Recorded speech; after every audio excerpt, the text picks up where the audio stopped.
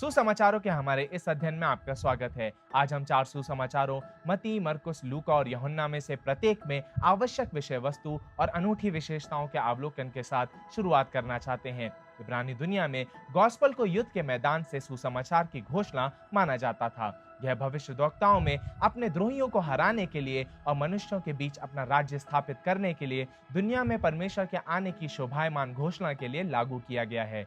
नए नियम में इसे इसी तरह मसीह के आने पर भी लागू किया गया है। यीशु उस पाप के लिए प्रायश्चित करते हैं जो मनुष्यों को एक पवित्र परमेश्वर से अलग करता है, जो इसे अनदेखा नहीं कर सकते हैं और हर दिशा से सभी मनुष्यों को पश्चाताप करने और विश्वास करते हुए उस सृजनहार के पास लौटने के लिए बुलाते हैं जिसके विरुद्ध उन्होंने बलवा किया है। मनुष्यों की आत्माओं के छुटकारे के लिए आध्यात्मिक लड़ाई में यह जीत यीशु के जीवन, मृत्यु और पुनरुत्थान में जीती गई है। सारे सुसमाचार यीशु के जीवन से जीवनिक तथ्य से निर्मित कहानी उपदेशों के साथ बनाए गए हैं। भले ही कई कहानियां एक प्रकार हैं, परंतु वे एक जैसे उपदेश नहीं हैं। प्रत्येक लेखक यीशु के जीवन, मृत्यु और पुनरुत्थान के लिए प्रेरित व्याख्या देते हैं, परंतु प्रत्येक का अनोखा आध्यात्मिक ध्यान, कुछ अनूठी बातें और कहानियों को एक साथ प्रस्तुत करने का तरीका बेहद विशिष्ट है। यहाँ ध्यान केंद्रित करने जैसे कुछ दृष्टिकोण दिए गए हैं। सबसे पहले सभी सुसमाचार हमें यीशु मसीह के बारे में बताते हैं, लेकिन यीशु के जीवन, मृत्यु और पुनरुत्थान के कुछ हिस्से ऐसे हैं जो उनमें से किसी एक के प्रचार लक्ष्यों के लिए कमोबेश महत्वपूर्ण हैं। उदाहरण के लिए, प्रत्येक लेखक के मन में अलग अलग दर्शक थे जब वे लिख रहे थे, और उन दर्शकों की विशिष्ट जरूरतें थी। यदि उनके पास कुछ पृष्ठभूमि ज्ञान था या नहीं था, या यदि वे विशेष संघर्षों या कमजोर विषयों को साझा कर पाते थे या नहीं, विभिन्न प्रकार के दर्शक कुछ विषयों या प्रस्तुति के तरीकों पर सबसे अच्छी प्रतिक्रिया दिया करते थे। मरकुस और यूहन्ना में यीशु के जन्म और पृथ्वी पर उनके जीवन के पहले 30 वर्षों का उल्लेख नहीं किया गया है। जब आप मत्ती रचित सुसमाचार को पढ़ेंगे, तब आपको उनके जन्म के बारे में कुछ जानकारी मिलेगी और वंशावली नामक ऐतिहासिक पारिवारिक नामों की एक सूची भी मिलेगी, लेकिन इनमें से कोई भी बातें बहुत अधिक स्थान नहीं लेते दिखाई देती हैं। जब आप लूका रचित सुसमाचार को पढ़ेंगे, तब आप पाएंगे कि वह यीशु के जन्म से पहले की कहानी शुरू करते हैं, जो यीशु के चचेरे भाई यूहन्ना बपतिस्मा देने वाले के जन्म के आसपास की घटनाओं के बारे में बताती है। लूका यीशु के जन्म के बारे में मत्ती की तुलना में अनेक प्रकार की कहानियां भी बताएंगे, और इसमें एक वंशावली शामिल होगी जो एक अलग मार्ग लेकर एक अलग स्थान पर समाप्त होती है। आप यीशु के बालक अवस्था की कहानी के बारे में भी जानेंगे। चारों सुसमाचारों को मिलाकर कुल 89 अध्याय हैं। इन 89 अध्यायों में से 4 यीशु के जन्म और जीवन के पहले 30 वर्षों की व्याख्या करते हैं। 85 अध्याय उनके जीवन के अंतिम 3 वर्षों से संबंधित है, और उनमें से 27 उनके अंतिम सप्ताह के तथ्यों को प्रस्तुत करते हैं और उनकी व्याख्या करते हैं। यूहन्ना रचित सुसमाचार उनके 21 अध्यायों में से आधे को यीशु के जीवन के अंतिम सप्ताह पर समर्पित करते हैं, और कभी भी उनके जन्म या उनके जीवन के पहले 30 वर्षों से कोई उल्लेख नहीं करते हैं। हालांकि वह उनके जन्म से पहले पिता के साथ यीशु के जीवन का उल्लेख जरूर करते हैं। सुसमाचारों की ओर बढ़ते समय यह ध्यान दें कि यह लेखक कहां पर अपनी प्रमुखता दर्शा रहे हैं। यीशु के जन्म और उनके पहले 30 वर्षों के बारे में सुसमाचारों में सीमित बातें मौजूद हैं, और उनके जीवन के अंतिम सप्ताह के बारे में कहने के लिए इतनी सारी बातें मौजूद हैं कि इससे हमें कुछ परिप्रेक्ष्य प्राप्त करने में मदद मिलती है कि ये 4 सुसमाचार वास्तव में किस बारे में हैं। उन्हें सुसमाचार कहा जाता है क्योंकि वे यीशु के जीवन के बारे में बताने से अधिक कुछ बताते हैं। वे हमें आध्यात्मिक युद्ध में यीशु द्वारा किए गए कार्य का सुसमाचार देते हैं। मरकुस यीशु के जन्म या उनके पहले 30 वर्षों का भी उल्लेख नहीं करते हैं। वह केवल इतना कहते हैं, यूहन्ना ये घोषणा करते हुए आए थे कि वह शक्तिशाली जन आ रहे हैं और आपको इसके लिए स्वयं को तैयार करने की आवश्यकता है। फिर यीशु का परिचय सरल शब्दों से करते हैं कि यीशु गलील के नासरत से आए थे। अधिकांश आधुनिक दुनिया मानव इतिहास को 2 भागों में विभाजित करती है, यीशु के आने से पहले ईसा पूर्व या ईपू, और यीशु के आने के बाद एडी या ईसवी। क्या आप अपने जीवन काल में इतना कुछ हासिल करने की कल्पना कर सकते हैं कि दुनिया इतिहास को आपके जीवन से पहले के समय और आपके जीवन के बाद के समय में विभाजित करने का निर्णय ले ले? इन सुसमाचारों का अध्ययन करते समय आप देखेंगे कि वे सुसमाचार का प्रचार करते हैं कि यीशु परमेश्वर के मेमने के रूप में आए थे, जो संसार के पापों को उठा ले जाते हैं, जैसा कि यूहन्ना बपतिस्मा देने वाले यूहन्ना 1:29 में घोषित करते हैं। यीशु हमारे पाप की समस्या का समाधान करने आए थे और मत्ती, मरकुस, लूका और यूहन्ना सभी उस कार्य के विभिन्न पहलुओं का स्पष्ट करने के लिए एक विशेष तरीके से लिखे गए हैं। सभी 4 सुसमाचारों में मसीह का जीवन आमतौर पर कई प्रमुख घटनाओं के आसपास आयोजित किया जाता है। उनका जन्म, उनका बपतिस्मा, उनकी परीक्षा, उनके चमत्कार, उनकी शिक्षा, उनका रूपांतरण और विशेष रूप से उनकी मृत्यु, पुनरुत्थान और उनका स्वर्गारोहण, चेलों को दी गई एक आज्ञा के साथ और वापसी का वायदा। यीशु के जीवन का अंतिम सप्ताह सुसमाचार के लेखकों के लिए विशेष रूप से महत्वपूर्ण था, क्योंकि वह ऐसा सप्ताह था जिसमें यीशु का सांसारिक विशेष कार्य उनके प्रायश्चित बलिदान और पुनरुत्थान के माध्यम से प्रभु और मसीह के रूप में उनकी मानवता के माध्यम से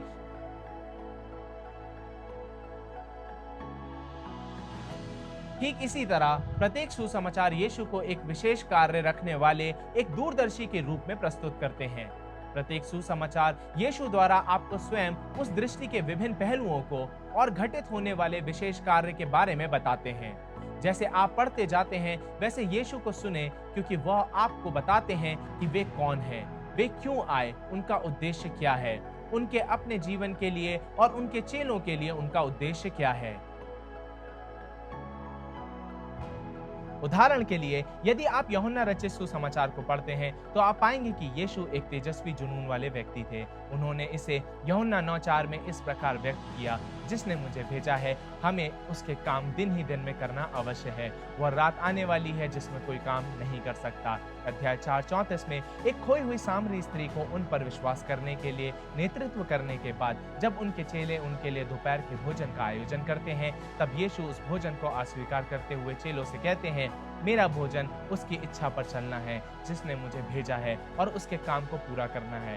अध्याय 5:36 में जब वह धर्म गुरुओं के साथ वाद विवाद में बंधे रहते हैं, तब वे कहते हैं, परंतु मेरे पास जो गवाही है वो यूहन्ना की गवाही से बड़ी है, क्योंकि जो काम पिता ने मुझे करने को सौंपा है, अर्थात यही काम जो मैं करता हूँ, वे मेरे गवाह हैं कि पिता ने मुझे भेजा है। अध्याय 17:4 में वह अपने 3 साल के उपदेश के अंत में आते हैं और गतसमनी में इन अद्भुत शब्दों से प्रार्थना करते हैं, जो कार्य तूने मुझे करने को दिया था उसे पूरा करके मैंने पृथ्वी पर तेरी महिमा की है। उसी तरह जिस तरह क्रूस पर लटके हुए यीशु के सिर झुकने और अपनी आत्मा को त्यागने से पहले के उनके अंतिम शब्द थे, अध्याय 19:30 में उन्होंने कहा, पूरा हुआ। इन सभी तरीकों से यूहन्ना हमें एक ऐसे यीशु के बारे में बताते हैं जो एक आदर्श जीवन जीते हैं और हमें मानव अस्तित्व का उद्देश्य दिखाते हैं। वह विशेष कार्य प्राचीन मसीही पंथ में प्रतिध्वनित होते हैं। मनुष्य का मुख्य लक्ष्य परमेश्वर की महिमा करना है और हमेशा के लिए उनका आनंद लेना है। यूहन्ना के सुसमाचार के इस छोटे से भाग को अपने जीवन में लागू करने के लिए यहाँ कुछ चुनौतीपूर्ण प्रश्न दिए गए हैं। क्या आपको वे कार्य प्राप्त हुए हैं जिन्हें परमेश्वर चाहते हैं कि आप उनकी महिमा के लिए पूरा करें? यदि ऐसा है तो क्या आप उन कार्यों को दिन प्रतिदिन पूरा कर रहे हैं? जब परमेश्वर की योजना के अनुसार आपकी मृत्यु का समय आएगा, तब क्या आप यह कहने में सक्षम होंगे, पिता, मैंने पृथ्वी पर आपकी महिमा की है, जो काम आपने मुझे करने को दिए थे उन्हें मैंने पूरा किया है, पूरा हुआ। जब आप इन 4 सुसमाचारों को पढ़ते हैं तो यीशु के जीवन को समझने का एक अच्छा तरीका यह प्रश्न पूछना है, वे कौन से कार्य थे जिन्हें पिता चाहते थे कि यीशु पूरा करे? इसे दिए गए स्थान की मात्रा और इसके प्रति उनकी प्रत्याशित यात्रा के आधार पर क्रूस स्पष्ट रूप से पिता के कार्य में उच्च है। इसलिए हमें यह पता लगाना चाहिए कि क्रूस पर क्या समाप्त किया गया था। यह उन कई स्थानों में से एक है जहां पुराना नियम और नया नियम परस्पर मिल जाते हैं। यदि आपने पुराने नियम का अध्ययन किया है तो आप नए नियम की अधिक सराहना करेंगे और उसे बेहतर रूप से समझ पाएंगे। पुराने नियम में परमेश्वर ने कहा, मेरा विश्वास करो जब मैं तुमसे कहता हूं कि मैं अपने और अपनी विशेष रचनाओं के बीच के अलगाव को दूर करने जा रहा हूं। इस प्रकार पुराने नियम के बलिदानों में से अधिकांश प्रतीकवाद प्रायश्चित के विचार की ओर इशारा करते हैं। और उस माध्यम का प्रतिनिधित्व करते हैं जिसके द्वारा पापी मनुष्य परमेश्वर के हाथों बिना नष्ट हुए उनकी उपस्थिति में निवास कर सके। पशु और अन्य चित्र वायदा किए गए छुटकारे और पाप क्षमा की ओर इशारा करते हैं, जिसके द्वारा परमेश्वर पाप का पश्चाताप करने वाली मानवता को छुटकारा दिलाएंगे और उनके पाप के उचित दंड की भरपाई प्रदान करेंगे। यहाँ यीशु परमेश्वर के बलि मेमने के रूप में दिखाई देते हैं। नया नियम कहता है, मेरा विश्वास करो जब मैं तुमसे कहता हूँ कि मैंने पापियों से मेल मिलाप किया है। जैसा कि पहले उल्लेख किया गया है, यूहन्ना हमें यीशु के आने पर बताते हैं कि वह परमेश्वर का मेमना है जो उन सभी प्रतीकों के अर्थ को पूरा करने के लिए आया है। इसलिए यीशु की सूली पर मृत्यु को एक सिद्धि के रूप में जाना जाता है। यह उनकी मृत्यु थी जिसने हमें हमारे पापों से छुड़ाया है। उन्होंने हमारे पापों के लिए हमारे स्थान पर अपनी जान दी। वे स्वयं निष्पाप थे ताकि हम जीवन पाएं और परमेश्वर की पवित्रता की अग्नि में अनंत काल के लिए नाश ना हो। यह यीशु के माध्यम से है। उनकी मृत्यु के कारण पश्चाताप करने वाले पापी मनुष्य एक पवित्र परमेश्वर की उपस्थिति में अनंत काल तक भस्म हुए बिना निवास कर सकते हैं। अब यीशु ने क्रूस के अतिरिक्त अन्य कार्य भी किए हैं। यदि मनुष्य के लिए छुटकारे को प्राप्त करने के लिए केवल क्रूस की आवश्यकता थी, तो यीशु आ सकते थे और रोमियो के साथ वाद विवाद कर सकते थे और उन्हें तुरंत मार डाला जा सकता था। हालांकि यीशु ने पृथ्वी पर 33 साल बिताए ताकि अन्य कार्यों को भी पूरा किया जा सके। आखिरकार सृष्टिकर्ता और उसकी रचना के बीच बनी हुई दरार में दो पक्ष शामिल हैं। क्रूस ईश्वरीय न्याय को संतुष्ट करता है, प्रायश्चित स्थिति को प्रभावित करता है और परमेश्वर के साथ के रिश्ते की क्षमता को पुनर्स्थापित करता है, परंतु मनुष्य परमेश्वर के साथ शत्रुता में रहते हैं। रोमियो अध्याय 8-7 में पौलुस पुनर्जन्म ना लेने वाले मनुष्य के बारे में यह कहते हैं, क्योंकि शरीर पर मन लगाना तो परमेश्वर से बैर रखना है, क्योंकि ना तो परमेश्वर की व्यवस्था के अधीन है और ना हो सकता है। लोगों को पश्चाताप करने की, रूपांतरित होने की और पुनरुत्थापित होने की आवश्यकता है। इसलिए यीशु के ईश्वरीय विशेष कार्य के शेष हिस्सों का संबंध इब्रानियों 2:9 में व्यक्त किया गया है कि ताकि परमेश्वर के अनुग्रह से हर एक मनुष्य के लिए मृत्यु का स्वाद चखे। यूहन्ना अध्याय 14:6 में यीशु ने कहा, मार्ग और सत्य और जीवन मैं ही हूँ, बिना मेरे द्वारा कोई पिता के पास नहीं पहुँच सकता। प्रेरितों के काम अध्याय 4:12 में यीशु के विषय में इसी विचार को दोहराता है। किसी दूसरे के द्वारा उद्धार नहीं, क्योंकि स्वर्ग के नीचे मनुष्यों में और कोई दूसरा नाम नहीं दिया गया जिसके द्वारा हम उद्धार पा सकें। ध्यान दे, यीशु ने यह नहीं कहा, मैं तुम्हें मार्ग की ओर संकेत करने और जीवन के बारे में बताने और सत्य का वर्णन करने के लिए आया हूँ। यीशु कहते हैं, मार्ग मैं हूँ, सत्य मैं हूँ, मैं ही जीवन हूँ, कोई मेरे बिना पिता के पास नहीं आ सकता। इसलिए यह अनिवार्य था कि यीशु स्वयं को मनुष्यों के हृदयों में स्थापित करें और यह कि वे इस सत्य को पूरी दुनिया में प्रचारित करने के लिए अनुयायियों के एक समूह का निर्माण करें। इसलिए यीशु सिखाते, उपदेश देते और चेले बनाते हुए बढ़ते गए। यीशु टोरा को सच्चाई में रखते हैं और धर्म त्यागी नेताओं की निंदा करते हैं जिन्होंने टोरा की भावना को खो दिया है और राष्ट्रों के लिए इजराइल के विशेष कार्य को छोड़ दिया है। यीशु भविष्यवाणियों को पूरा करते हैं और महत्वपूर्ण प्रतीकों को जीते हैं। पुराने नियम के आदर्श और वायदों की घंटियों को बार बार बजाते हैं ताकि परमेश्वर के लोग उन पर उचित ध्यान केंद्रित कर सकें। यीशु चंगाई प्रदान करते हैं और परमेश्वर के अनेक शक्तिशाली कार्य करते हैं। प्राकृतिक दुनिया को आज्ञा देकर शैतानी ताकतों को हराते हैं और इस दुनिया में भविष्यवाणी करते हैं। इस सब में यीशु स्वयं पर इजराइल के प्राधिकरण के पदभार को उठा लेते हैं जो मूसा, दाऊद, एलिया, यशाया में प्रभु के दास और दानियेल 7 से मनुष्य के पुत्र में प्रतिध्वनित हैं। इन सभी माध्यमों में यीशु एक पाप रहित जीवन जीते हैं जो कि सभी पीढ़ियों के लिए एक उदाहरण प्रस्तुत करता है।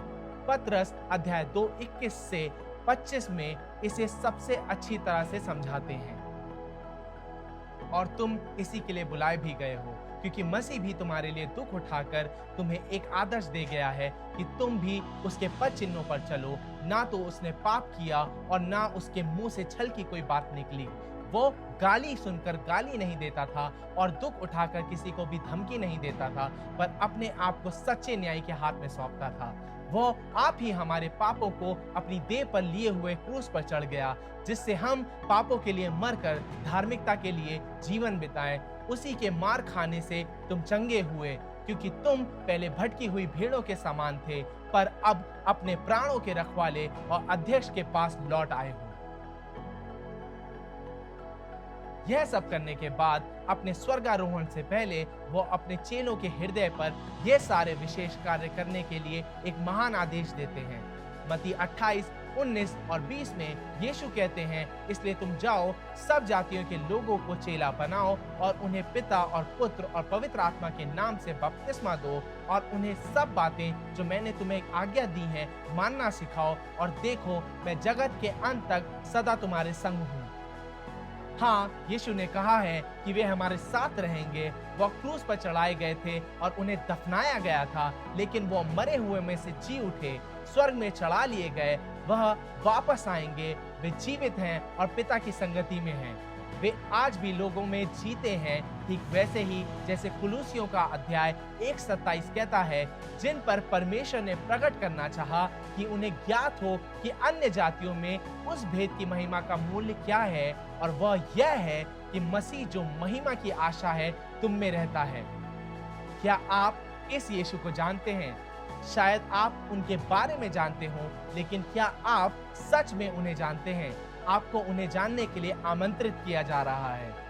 बाइबल के नियमित छात्र बने रहें, इसका अध्ययन करने के लिए प्रतिबद्ध रहें और मार्ग, जीवन और सत्य को जानने के लिए आज ही स्वयं को समर्पित करें।